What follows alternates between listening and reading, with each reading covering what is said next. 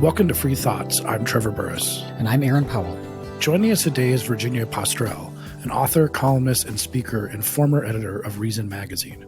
Her new book is The Fabric of Civilization, How Textiles Made the World. Welcome to Free Thoughts.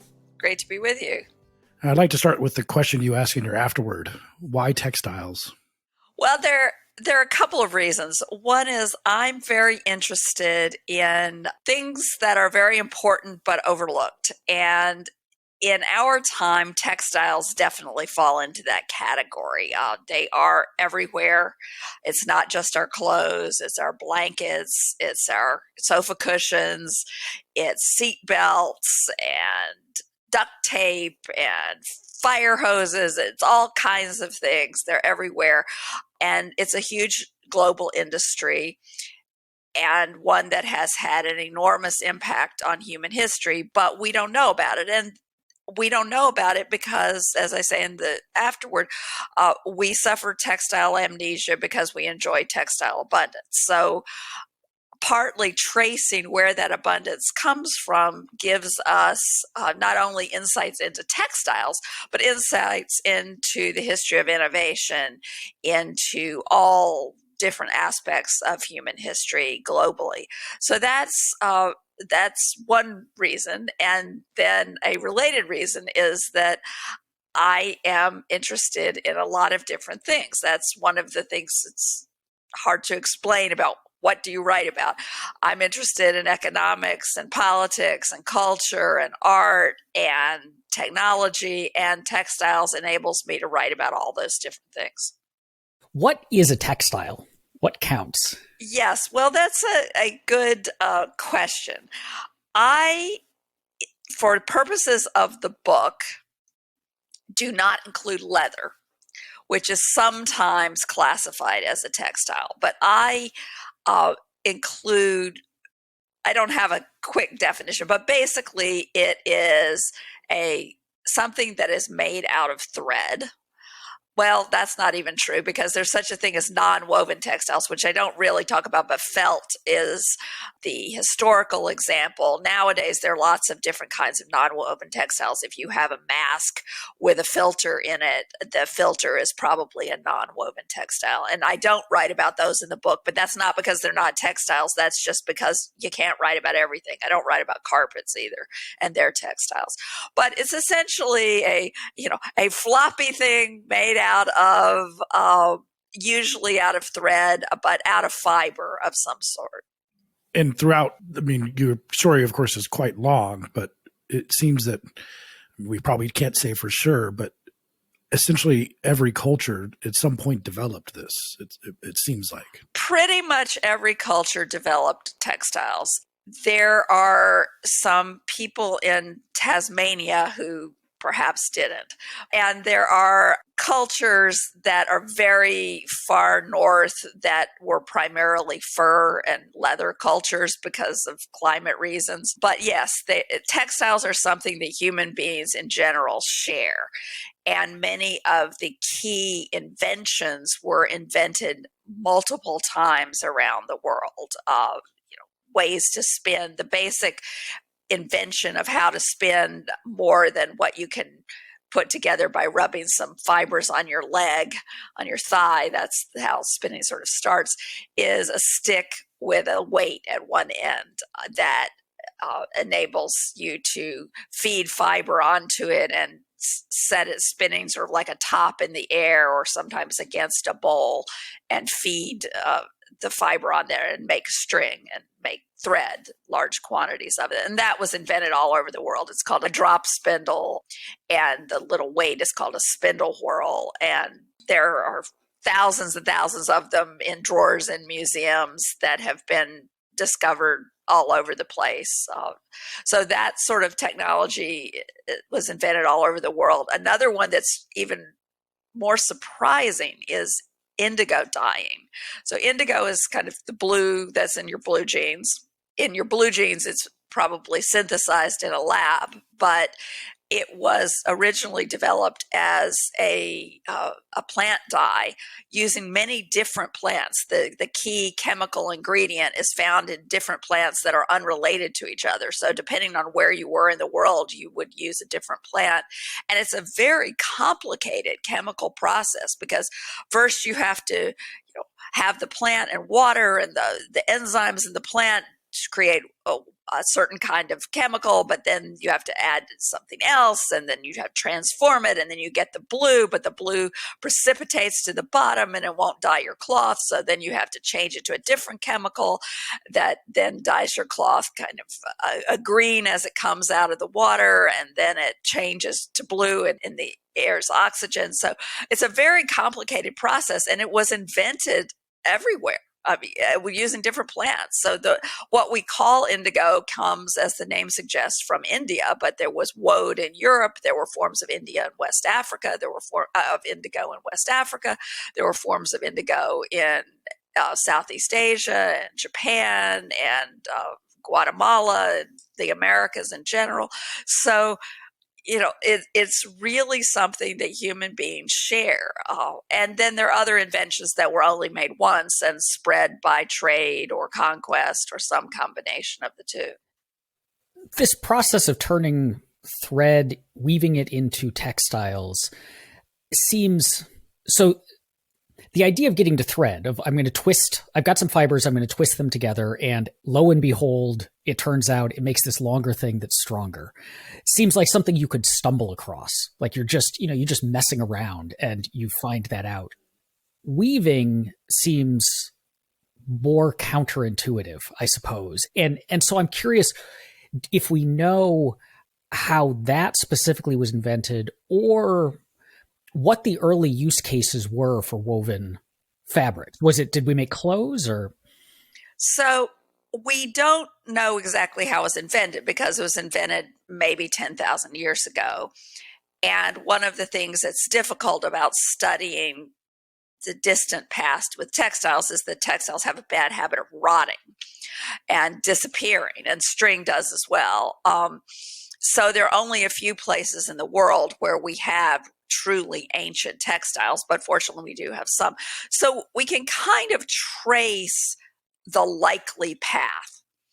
So if you have string, and string is very, very old, 50,000-year-old string has been discovered of Neanderthal. It's literally made by Neanderthals. And as you say, that probably came about from people sort of messing around with plant fibers.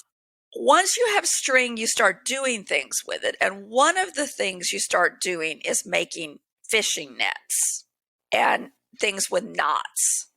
And probably that is a path to creating something that's sort of like a plane, if you will, as opposed to a line.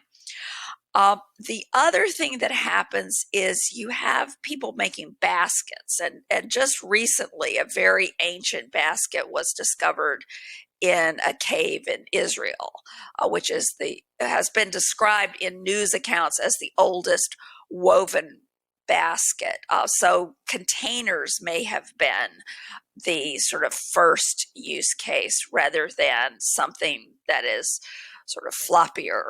But we don't know for sure. And I suspect, I haven't seen enough detail, I suspect that woven basket, like many very ancient forms of woven cloth, like for example in the book I talk about a 6,200-year-old piece of indigo dyed fabric from Peru, are technically not woven. They're what is called twined, where if you think about weaving and think about like maybe how you did it with construction paper in kindergarten, you lift every other thread, warp thread, and you put something underneath it.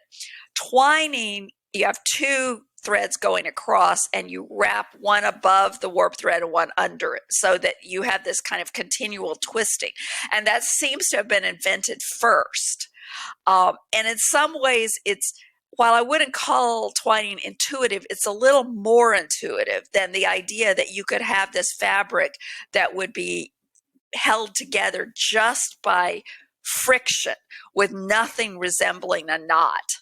And the other thing is, although you don't have to, it is very helpful to invent something called Heddles, which were invented in different parts of the world as well. And those are basically little string loops.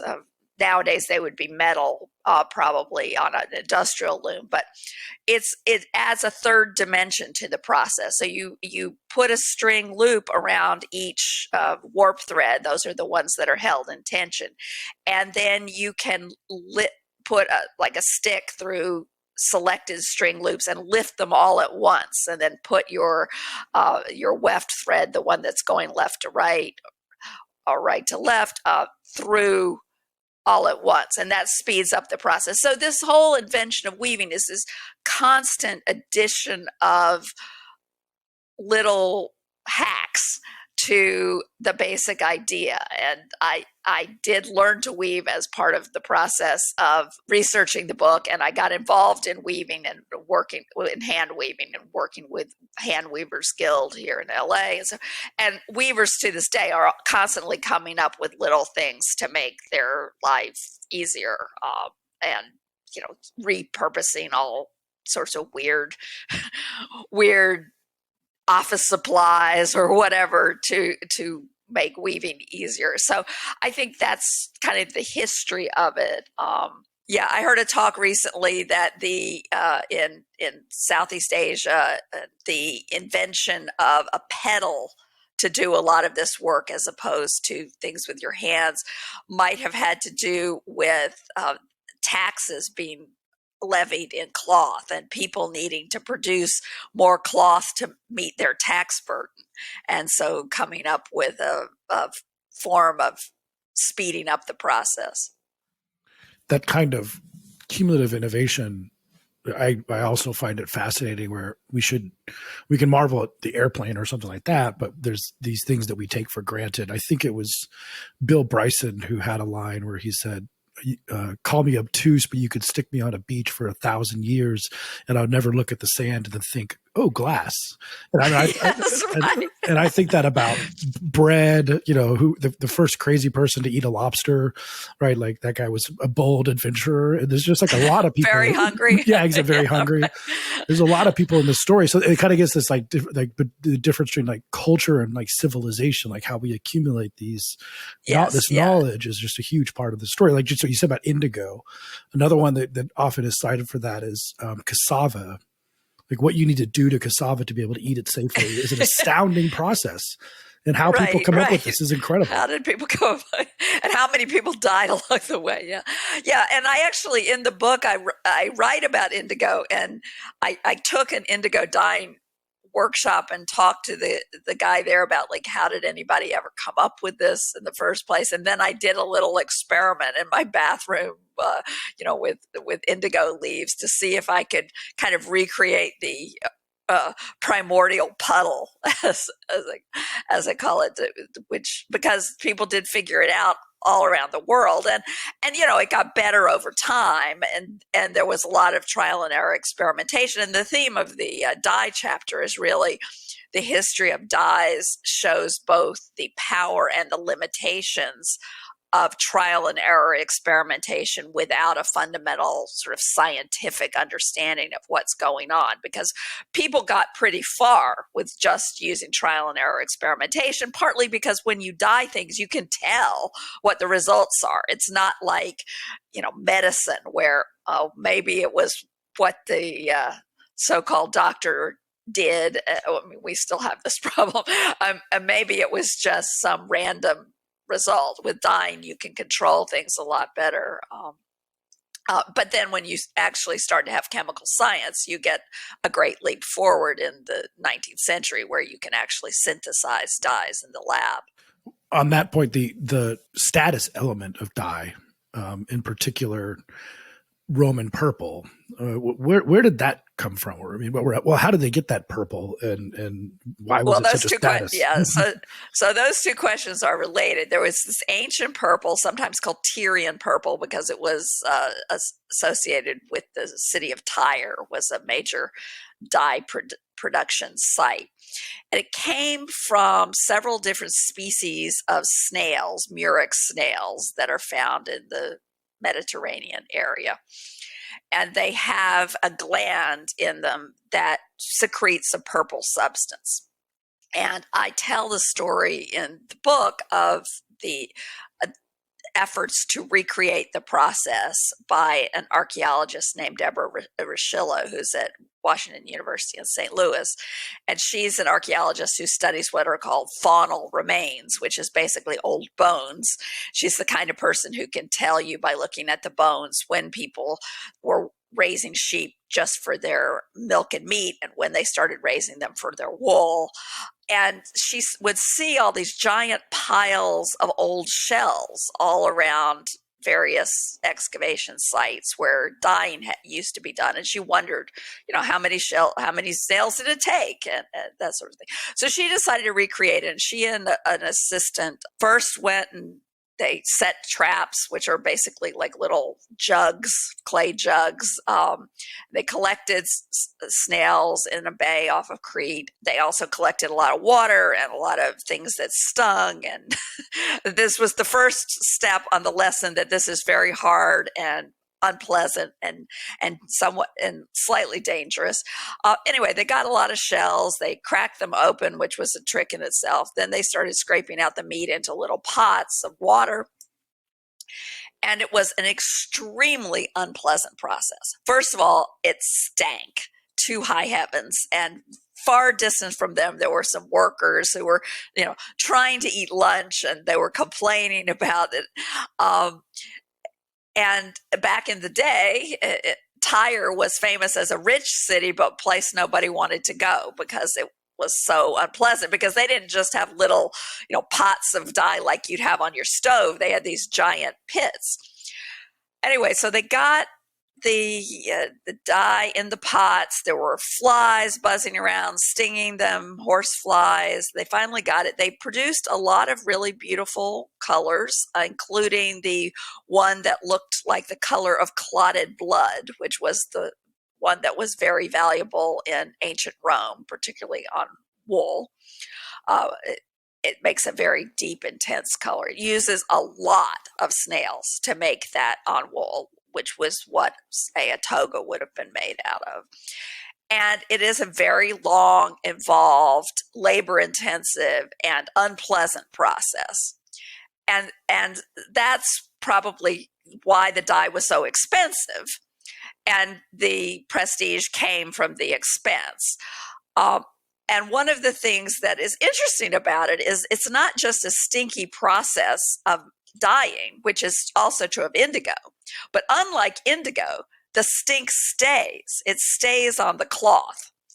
And this is interesting because it's unpleasant, but it was a status marker, because that was how you could tell that it was the real deal. This was not some vegetable dye substitute. And Deborah says, she has these 20-year-old samples that she did that have been washed in Tide and are still smelly. And there's ancient Roman poetry, satirical poems, making fun of a rich woman who wears this stinky dye to cover her body odor, and lists the smell of the purple cloth in a long list of very unpleasant smells of various sorts. So it's a really interesting example. It is an attractive dye, but the status clearly isn't just from its beauty. It is something that says, I'm an important person, I have a lot of wealth, and you can tell because my clothes stink. Silk plays a pretty large role in the story that you tell. Maybe start with how silk is produced, because it's another one of these where once you kind of know, you're like, how did anyone possibly come up with that? Right. The legend is that the empress or the silk goddess or some legendary person dropped a silk cocoon into a cup of tea, and the thread started to come out. So silk is from silkworms, which are the caterpillar of a particular kind of moth, which the technical name of is Bombyx mori, but it's sometimes just called mulberry silkworms.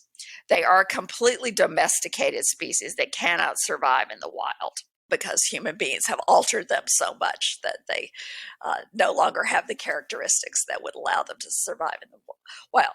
So the first step is you have, well, it's like anything, which came first, the chicken or the egg, but you have some silkworms.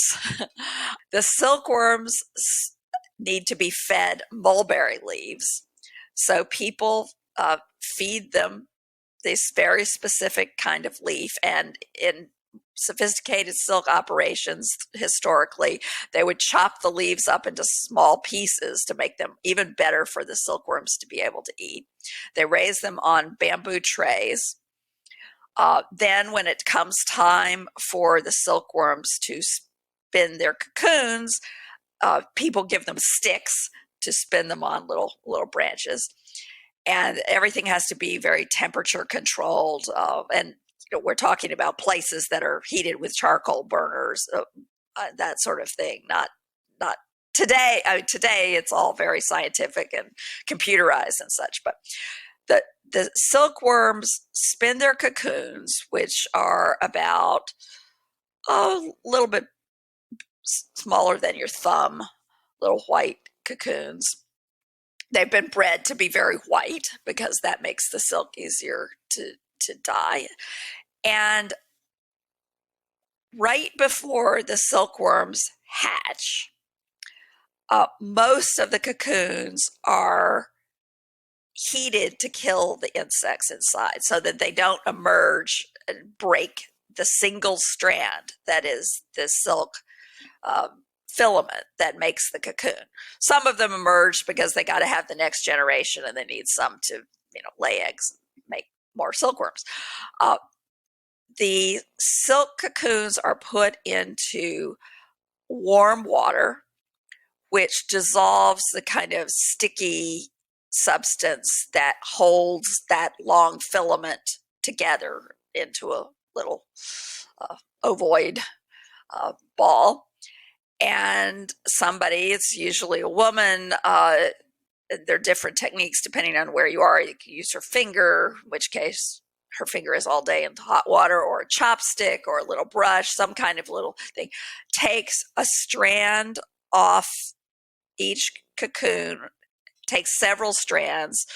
The finest silk, it would be 2, and puts them together, joins them, and they are reeled. The stage is called reeling onto a large horizontal reel. And then usually and then as she comes to the end of a cocoon, she's got to match it with the next stage. So this is, instead of spinning, it's all coming out in one long filament, which can be very, very long, but eventually it does run out and you need to add on another cocoon. And then the next stage is usually you take a couple of those strands and you twist them together, which is called throwing. And then sometimes you twist those together, and depending on how strong versus fine a silk you make. And it's a very sophisticated, very complicated, very precise process. And this is why silk is a luxury. But as you mentioned, in part because it was a luxury, silk is where a lot of innovations occurred originally. This is the origins of the belt drive. We're in a silk workshop probably about 2,500 years ago, and a belt drive is basically when you have a little wheel and a big wheel, and you run a belt around the two so that you can turn the big wheel once and the little wheel turns many times, and this is in all kinds of motors. And it's in Italy in the 16th and 17th century. There were a bunch of these big silk throwing factories. They took everything from they went from the cocoons with the reeling all the way to the finished thread in a single site with hundreds of people working 24/7. I asked a historian, how did they light it? He said, with torches. I said, wasn't that dangerous? He said, yes. And they have these 2-story machines, all made of wood, water powered, that twisted the silk. It's amazing. There are reconstructions and restored versions that you can go to in northern Italy. So you have a lot of this sort of thing. It's not mass. It doesn't create the Industrial Revolution the way learning how to spin cotton did, but silk does create a lot of innovations through the history of textiles.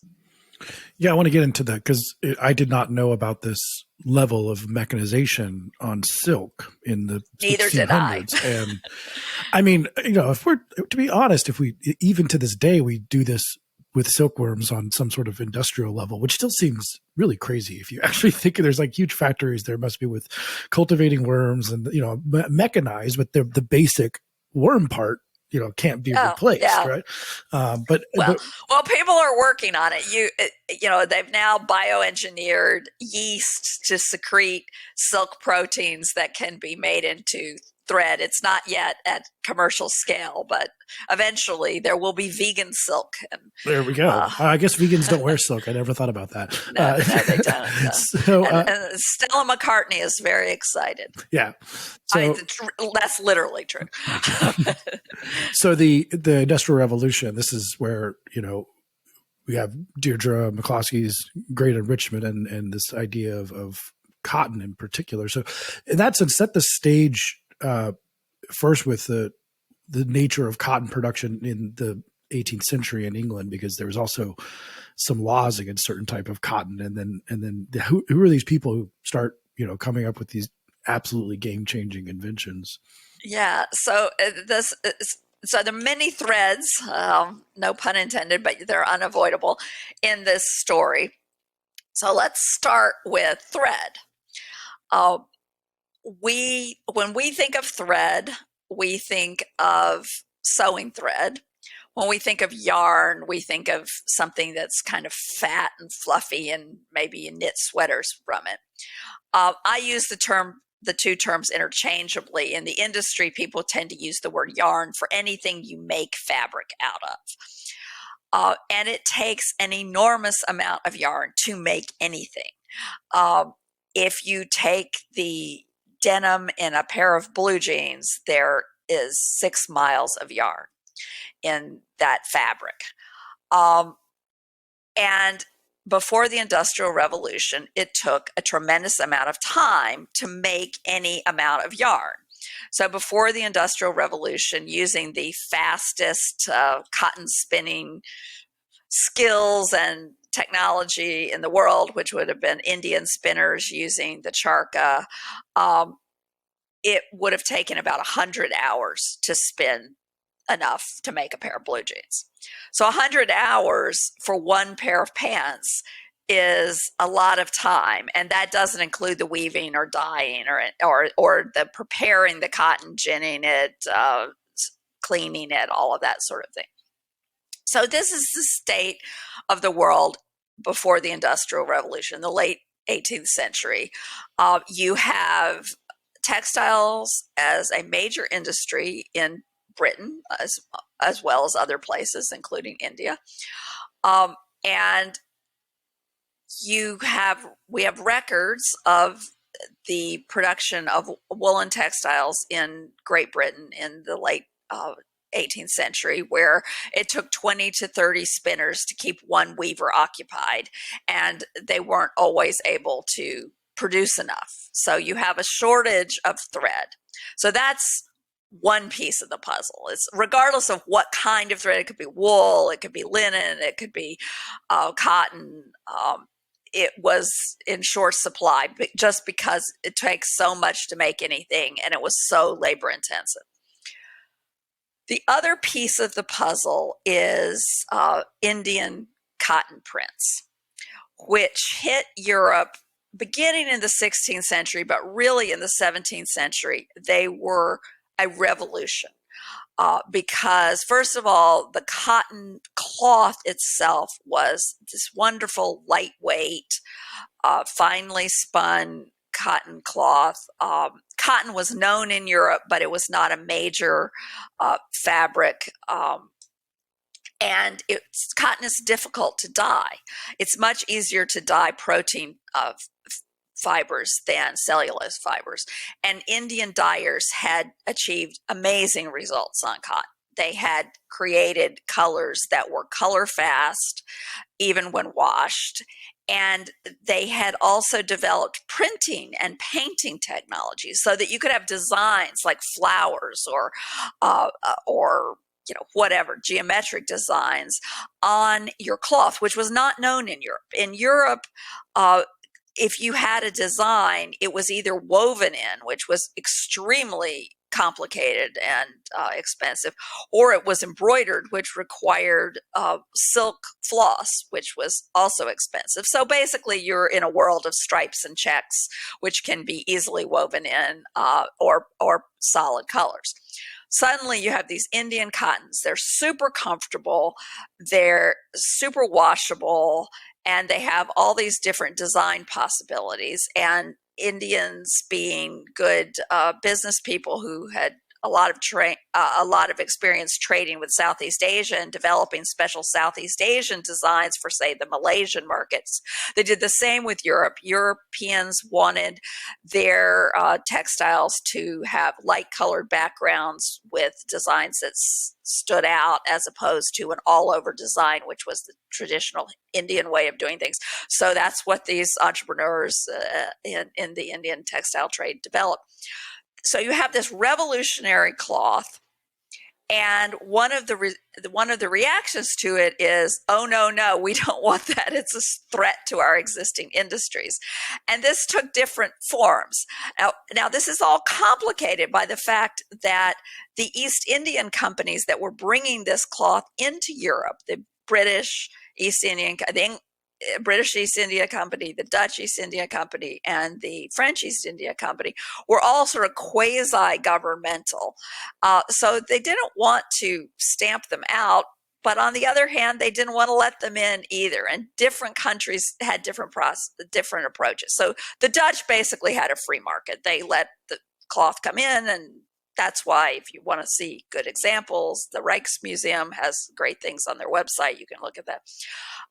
The British banned the import of Indian cotton prints into the mother country, into Great Britain proper, but they allowed them in the colonies. And so the British textile industry in Britain was making quote unquote cottons that really had linen used as the warp threads, which are the ones that are under tension and need to be really strong because they weren't able to produce strong enough cotton thread. So that's in France. They treated calicos the way we treat, these are called calicos, the way we treat cocaine. And it was not just the prints themselves. It was any kind of print, even if it wasn't from India. It was any kind of cotton. They just banned everything. And it was very French. It seems very French. It was very French. Yeah, it was very French. And that's because while in Britain, the rival industry was sort of the wool industry, and the textile industry developed its own alternatives. In France, the industry that was being protected was really silk. And so they wanted to keep out everything. And for 73 years, France treated cotton, cotton fabric, the way we treat cocaine. I mean, and it was very much, also, I sometimes say maybe it's the way we treat cocaine in the 80s, because it's not like people stopped wearing them. I mean, people were wearing these things to court. It was sort of blatant, and then every now and then there would be a crackdown, and they would try to get the traffickers, and they would send people to the galleys, and they would even execute people who were major traffickers. And sometimes they would just, look in people's windows and haul them off to jail because they had a chair with the wrong kind of print. So this went on eventually, partly because of the influence of some early classical liberal writers who argued that this was not just ineffectual, but also unjust to punish people in these grievous ways for just buying and selling. It was repealed and replaced with a 25% tax, which was a huge tax, but smuggling continued, and once it was in the country, you couldn't tell the difference between smuggled and unsmuggled calicos. So you're in this world. So to put the two pieces together, in the British textile industry, and I'm here basically taking the theory that is promulgated by a historian named John Stiles. There are different stories of how the Industrial Revolution happened with textiles, but this is the one that I think is the most convincing. The British textile industry wanted a piece of the American market. They wanted to be able to sell cottons in the colonies, and this is not just what's now the US and Canada, but also the Caribbean. So warm climates where they were very much desired. And their substitutes weren't as popular there. So they wanted a way to spin good cotton thread that could compete with the Indian thread. And that led to ways of looking at mechanization, which ultimately, there were a series of innovations that sort of came together that produced these spinning mills in northern England in the late, say, 1780-ish, so the late 18th century. And they were also used for the cotton thread was also used for making stockings, which was a big industry, sort of proto industry, because there were these things called stocking frames that it was sort of like a loom, but for knitting, and people could make stockings and in their homes or small workshops. So there was already a pretty good little industry going, cottage industry, and using cotton was very popular. One of the early uses of cotton thread for that as well. What role does gender play in all of this? Because when you look around right now, at least in Western countries, it feels like textiles and yarn and thread are like, those are the hobbies women are into as we think about it, knitting and sewing and so on. And we tend to think of these as like the weavers and whatnot. But then I was struck when you mentioned at the beginning, like you're excluding leather from all this. But when you look around at like the leather industry, like I was on the Horween leather website a week or so ago for random reasons. And it's all these like burly dudes, with like big tools. And so I just wondered, like, is there something to that? If so, why? And is it universal? So it's complicated.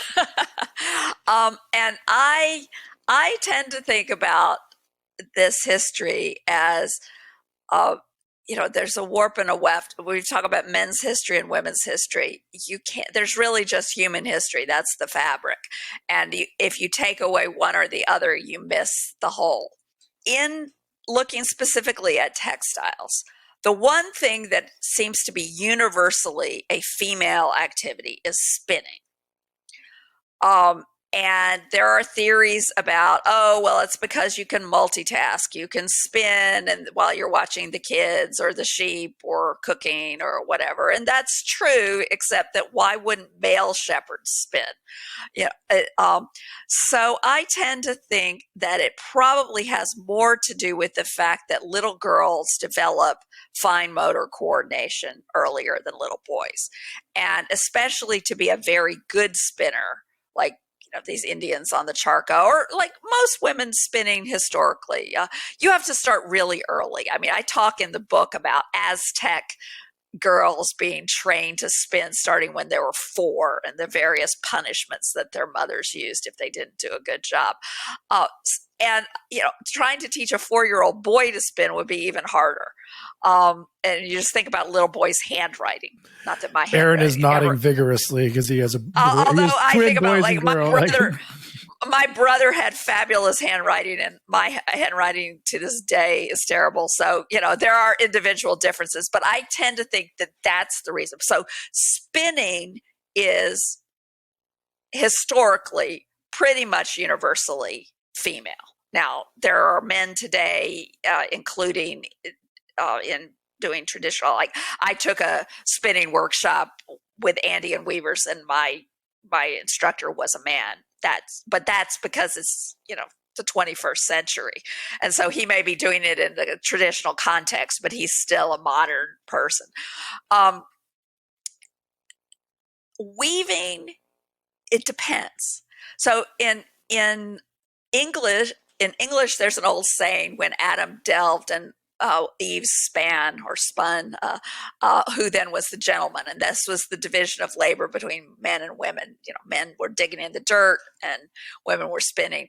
In China, the phrase is men till, women spin. Now, in truth, women worked in the fields until too. Women weave, rather.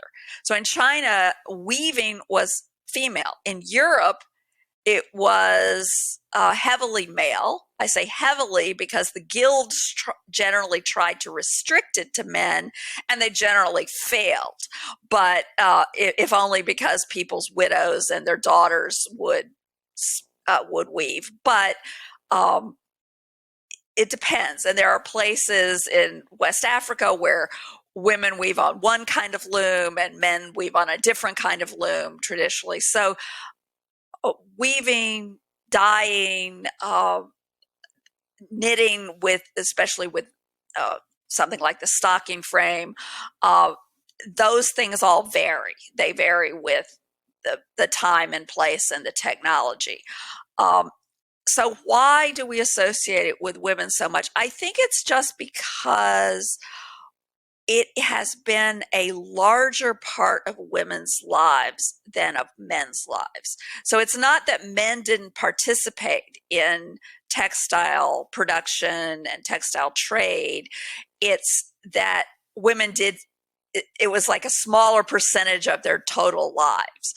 And so then when you get into our era, where you're talking about something that is where these handcrafts are hobbies as opposed to ways of making a living, women are more likely to take it up. I mean, I mentioned I'm in a Weavers Guild, which is not a restraint of trade guild, it's just a club. And, we have several active male members, but that's several in a group of, 150, 200 people, so it's a small percentage of our membership. Maybe it may be as much as 10%, and that's pretty typical.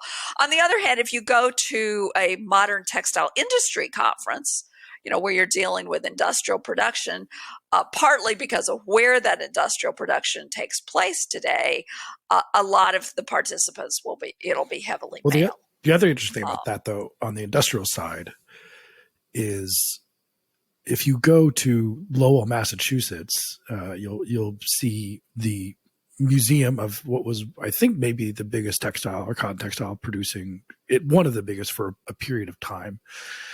And it was almost all worked by women, who we talk about, the pains of low wage sweatshops or something like this, which of course is a product of wealth. But, these women, they worked 6 days a week, and they worked 10 hours, 12 hours a day. But that was a massive liberation compared to farming, which, if you think about it, really sucks. And so they, right. I mean, people forget how bad farming was, and it was very bad for women. It was sort of, talk about the second shift. Farm women worked, especially, farm women still work, farmers still work hard, but now they have a lot of machines to help them. And as kids, but how does that story go around the world, where it seems that the textile industry is like a leading thing? It kind of goes, it's part of like being a developing nation, which also becomes part of women's liberation to some extent. Right. Yeah. In many places, that is the story. Yes. So what you have in the U.S. and in New England first, and also in Northern England, in the U.K., and you also see it in Asia, in East Asia. It's actually different in South Asia. Is a lot of teenagers, essentially. So girls, women, what are they? Coming off of farms and going to work in textile mills as a way of getting cash income. And it is a liberating experience in the sense that these are women who were not financially independent of their families in any way before that. They had no income or wealth really of their own. And so they have cash income, which in many cases they give back to their families or parts of it. But it gives them a sense of liberation. And also, these working conditions were bad. I mean, they were not pleasant and the wages were not high. And they also become labor activists, which gives them a political role, a public role, which becomes, as you get closer and closer to the 20th century, becomes more and more a factor in women's political liberation as well. So this transformation has a big effect on women. It is different in South Asia, in places like northern India. Even today, if you go into textile mills, they are predominantly male. And that's because there is a strong cultural it's because people are more worried about their women being out of the house than they want the money. I mean, people didn't want their women out of the house anywhere, especially, like, say, in East Asia either, but they wanted the money more. So it's a tension. A common narrative across a lot of different industries, but I think it certainly shows up in particularly clothing now, and maybe it's like part of the rise of Etsy is part of this too, is that mass production and capitalism has led to a decline in quality. We have like fast fashion now instead of, like really high quality goods. Is that the case in the textile industry? Like, are textiles now less well made than they used to be, less robust, fall apart quicker, more disposable? That's a good question. I don't think I would say that textiles are less well made. There is much more polyester used, and the polyester is much better than it used to be.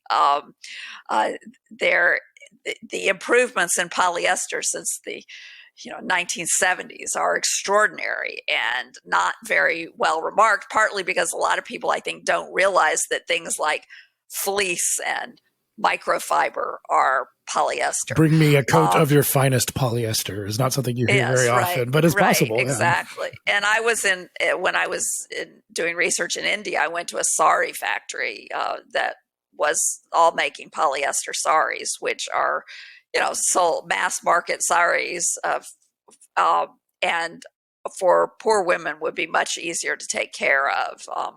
I think that apparel is more poorly made at this moment because there has been this emphasis on fast fashion and disposable apparel that you just wear a couple times and then get rid of. But I don't think it's because the component textiles are worse. And my friend Adam Minter has a great book called Secondhand, which is about the worldwide secondhand trade in goods, including apparel. And one of the things he does point out is that if you go to a place like Goodwill and you talk to somebody who's been in that business for a length of time, they say that the stuff they get is worse and they have to get rid of more of it because it is not as well made. But it's not the textiles, it's the fabrication of them into clothes. So if someone is a good free market believer, what is your story you tell in your book, have to say to the person who's a capitalist free market believer? Is it a story that endorses those principles? Well, I think it's complicated. So yes, I mean, I generally in that category, and if you read The Future and Its Enemies, that's kind of how I think about the world, and you definitely see that, and you definitely see the story of people doing things that are not necessarily expected, that wouldn't be in anybody's plan, central plan, even in places where it seems like the centralized planning, like Colbert's France, is doing something good, that is trying to spread best practices in the dye industry. They run into contradictions because they also want to encourage innovation in the dye industry. Well, if you're only doing the same thing, you're not going to innovate. So how do you square that circle? It's complicated. There are aspects of the story that are very much not free market or not classical liberal at all. And some of that is contested nowadays. So, for example, you hear the claim that, we wouldn't have had the Industrial Revolution, we wouldn't have had all this cotton if it hadn't been for American slavery. And that historically, unless we go back in a time machine and do it a different way, we can't know for sure. I think it's pretty convincing that we could have had all of those things with a different type of production structure. But it probably sped things up a little bit, because people could move slaves against their will, long distances. And so they could settle the cotton frontier faster than if it had been done with immigration or, migration, the way the wheat frontier or the corn frontier was settled. And by the way, slaves were used to raise wheat in Virginia and places like that. So it's not just a cotton story. So this is all very contested, but I think that yes, we have this abundance because Deirdre is right, because people were allowed to experiment and make money by coming up with new and better ways to make textiles and to make things like dyes that are related to textiles. And the other thing we haven't talked much about it, that actually plays a fairly large role in the book, and it has a complete chapter devoted to it, is trade, exchange, commerce, which, whether you fit that into free markets or not, is certainly markets. And the textile trade is hugely influential throughout history, and often both at the center and the margins of society. That is, it's at the center in the sense that it's the wealth-generating central activity, economic activity, or after agriculture, the central activity. But often at the margins, because, say, in China or in Japan, especially sort of Confucianist societies, it's considered a lesser activity. And I talk about sumptuary laws and ways of trying to minimize the upward mobility of merchants, that sort of thing. But a lot of innovation comes out of that, and it's not just directly economic innovation. It's literacy, it's bookkeeping, it's the spread of Arabic numbers, it's mail service. All these kinds of things that long-distance traders need came out of trading textiles.